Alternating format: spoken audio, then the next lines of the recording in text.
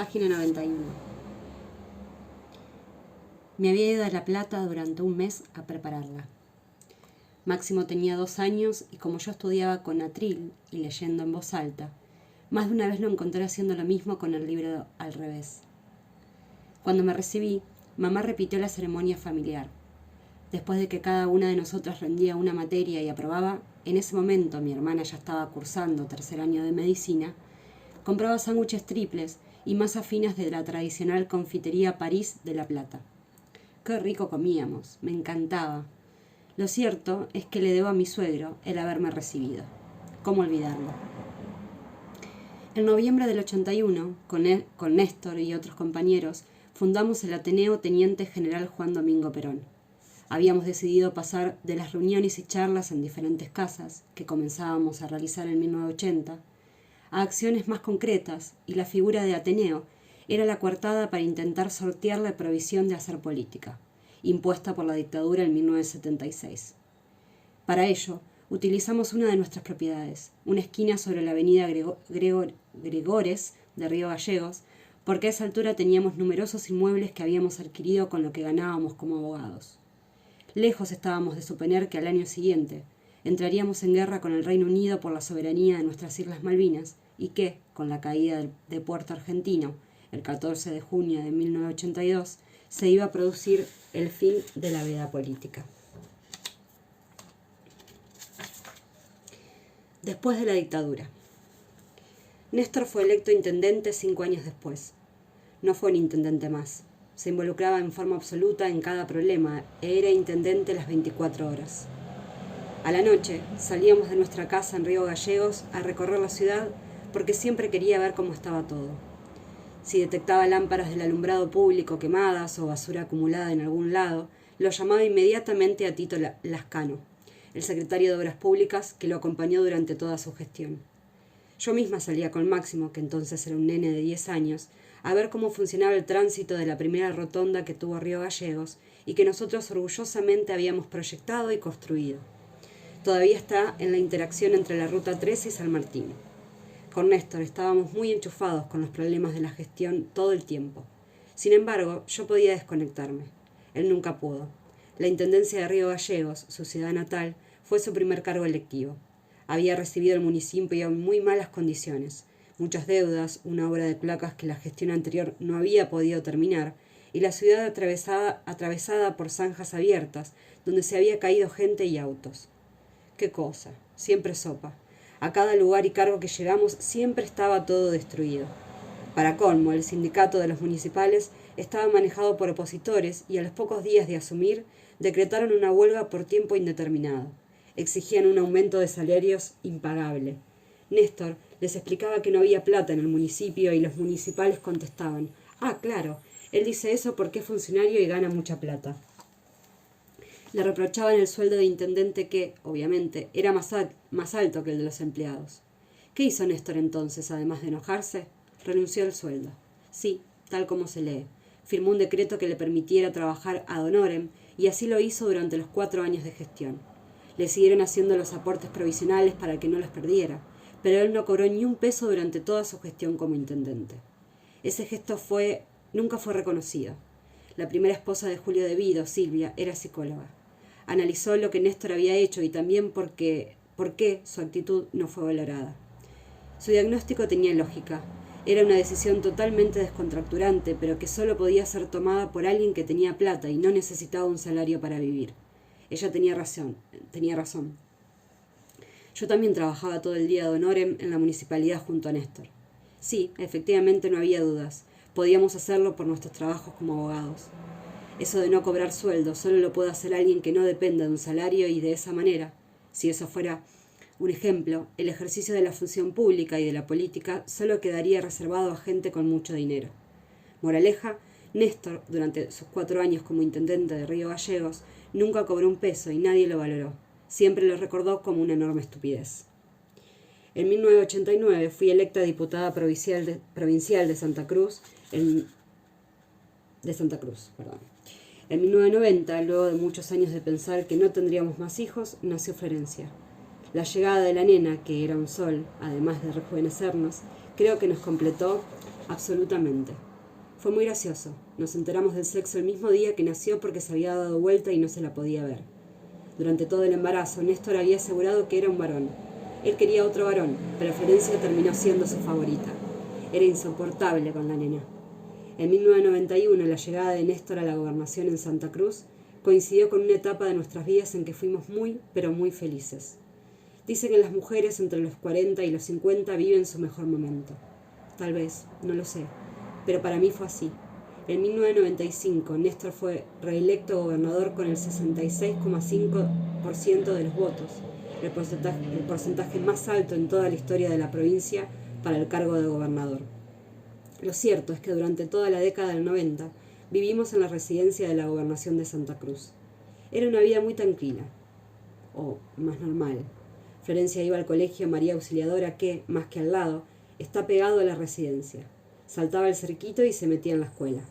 Máximo iba al Nacional, sobre la ría a 5 cuadras de la casa. Él y sus amigos preferían entrar y salir de la residencia por la ventana de su habitación, que daba directamente sobre la calle Piedra Buena. Rara vez utilizaban la puerta de ingreso del patio anterior. En invierno, Máximo llegaba del colegio con el pelo congelado porque salía con la cabeza mojada después de bañarse y caminando en el trayecto se le escarchaba. En el secundario, ser hijo nuestro, lejos de facilitarle la vida, se la complicó.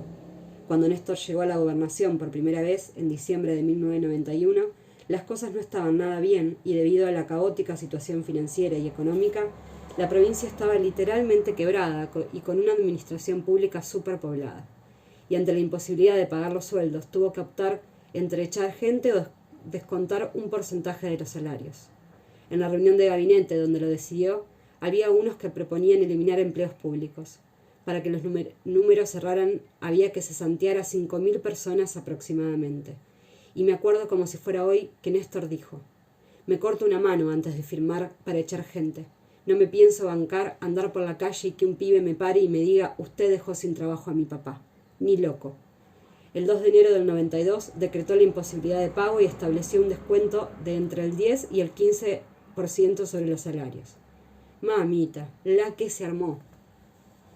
Yo era diputada provincial y junto a los 8 diputados que tenía al frente para la victoria santacruceño, llegábamos al mágico número de 9 sobre un total de 24 que permitió sostener la medida. Lo cierto es que a los 2 años, en 1993, Néstor no solo había enderezado las finanzas de la provincia, sino que además devolvió todo y cada uno de los descuentos más los intereses que fijaba la justicia a cada uno de los empleados y jubilados. Había funcionado como una suerte de plazo fijo forzoso. La gente estaba contenta, nadie se había quedado sin trabajo y cobraron un montón de plata junta.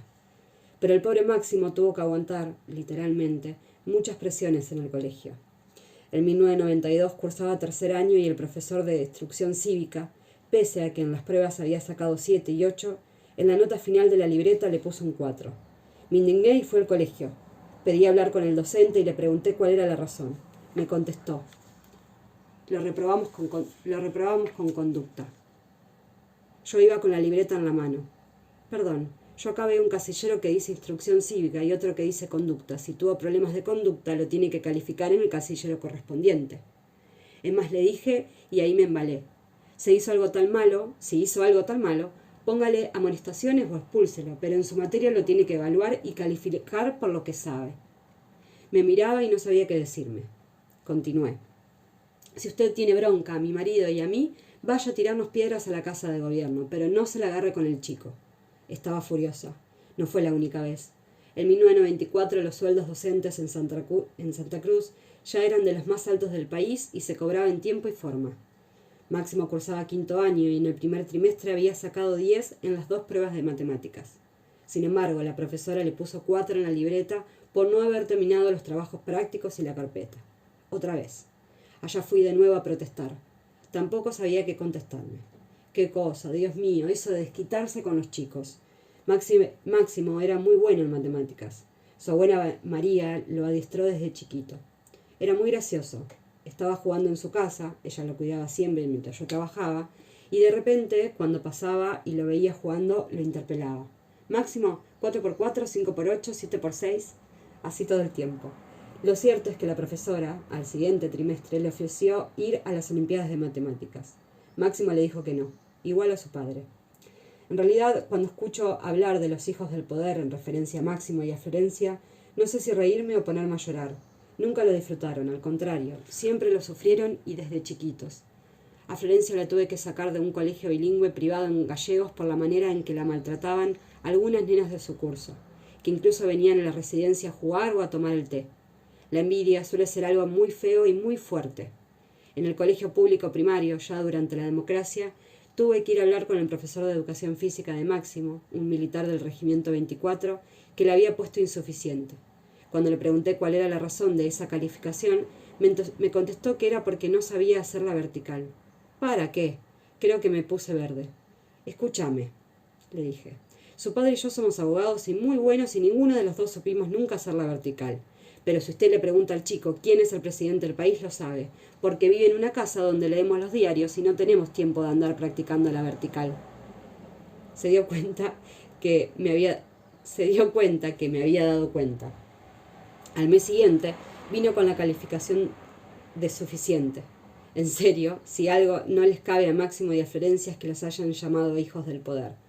De cualquier manera, nuestra vida en Río Gallegos fue infinitamente más linda si se compara con la que tuvimos en la residencia de Olivos, que, naturalmente, te aísla, aunque no quieras.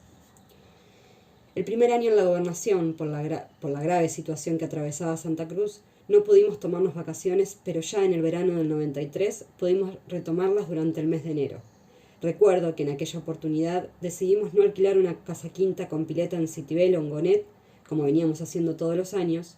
La más linda en la que habíamos estado fue en el verano del 88-89, que había decidido dejar de fumar, y el 31 de diciembre de 1888, a las 12 de la noche, apagué mi último cigarrillo. Fumaba más de 2 atados por día, Néstor 4, y recién dejó de hacerlo 6 años más tarde. Esa vez la quinta tenía una pileta inmensa en medio de un gran parque. La casa era lindísima y muy bien decorada. Alicia vino con las chicas. Fue aquel enero del 89 cuando el país siguió por televisión, como si fuera una novela, el intento de copamiento del cuartel de la Tablada. Ese 23 de enero mirábamos absortos las imágenes en la pantalla. Fue también el verano de los cortes de luz programados de 6 horas, que nos impedían comprar más carne o más helado del que consumíamos en el momento porque no lo podíamos conservar. Unos meses más tarde se desató la hiperinflación, que terminó con la entrega anticipada del poder por parte de Raúl Alfonsín. La costumbre de alquilar una quinta para pasar las vacaciones de enero era una manera, durante los primeros años de irnos de La Plata, de volver a estar con la familia. Pero durante el 92 alguien me había hablado de lo lindo que era Cariló y decidimos que en esa temporada íbamos a buscar allí una casa con pileta. La encontré. Era blanca de aberturas azules, estilo mediterráneo, llena de desniveles, con pileta y un parque de bosque de pinos increíble. Era una pintora. Yo había ido con los chicos en avión y más tarde había llegado Néstor en nuestro auto desde Santa Cruz. Siempre lo hacíamos así para tener vehículo durante las vacaciones.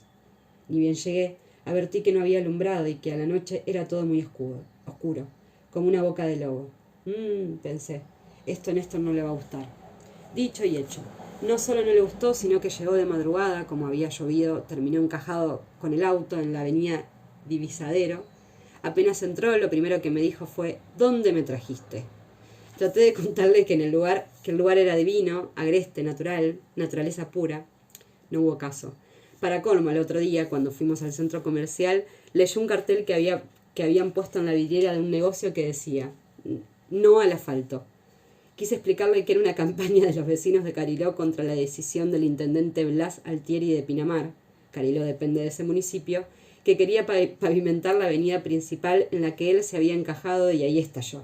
¿Pero dónde vivimos? ¿Qué están todos enfermos?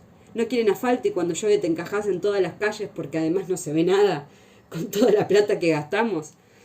Lo que no sabíamos era que todavía faltaba algo más.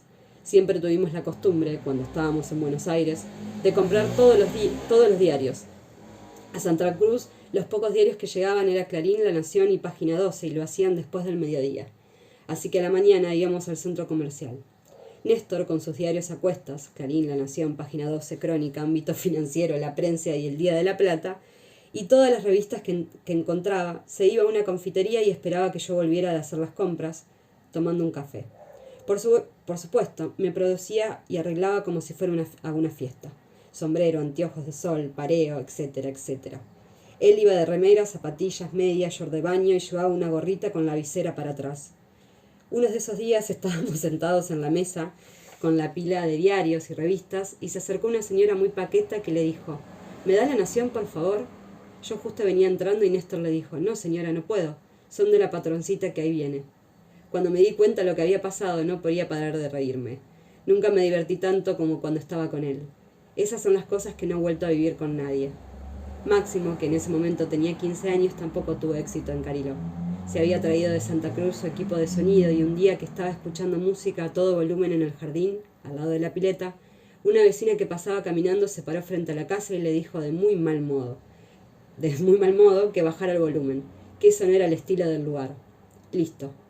Cariló, game over.